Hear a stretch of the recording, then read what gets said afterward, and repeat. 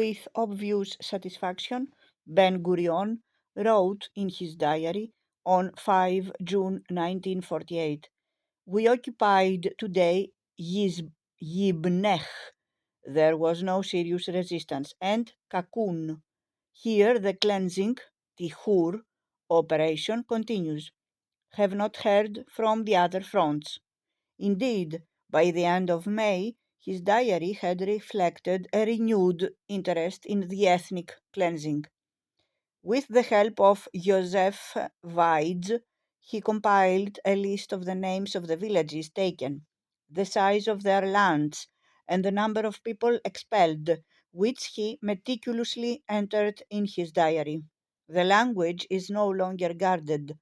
This is the list of the occupied and evicted Mefunim villages.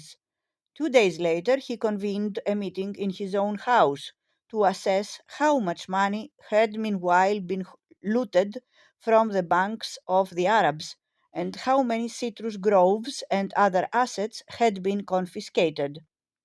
Eliezer Kaplan, his Minister of Finance, persuaded him to authorize the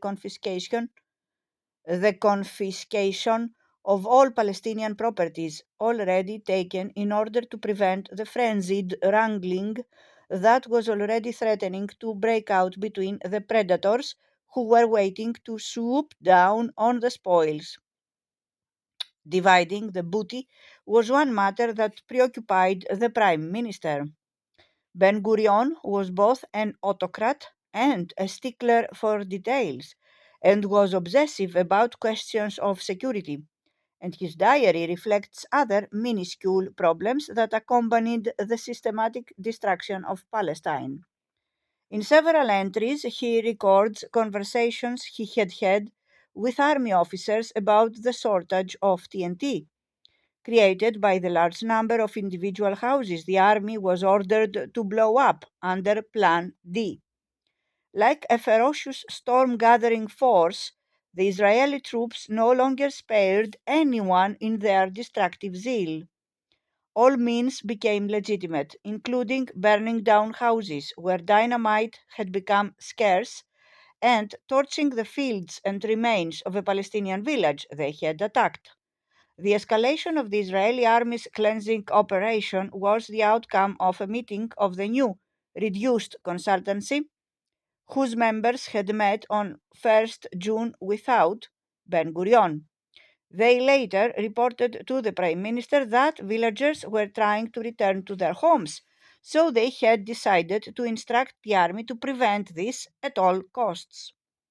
To make sure that the more liberal-minded among his government members would not object to this policy, Ben-Gurion demanded prior approval and was duly given carte blanche to proceed on 16 June 1948.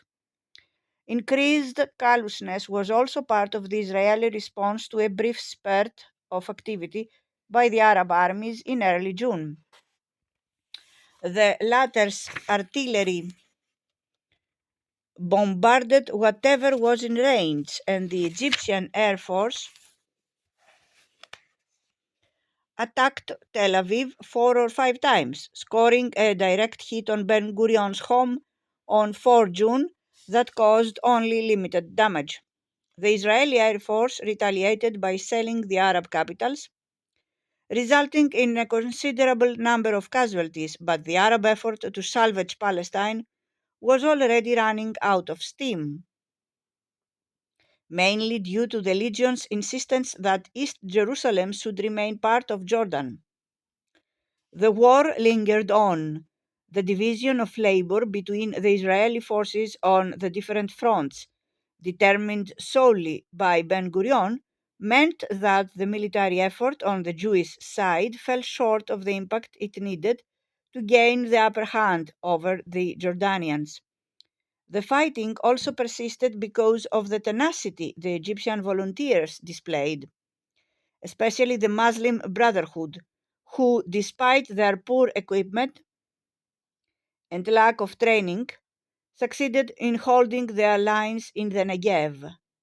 The Egyptians were also able to hold on to the Palestinian town of Isdud, on the coast and some inner enclaves in the Negev, as well as the villages southwest of Jerusalem for quite some time.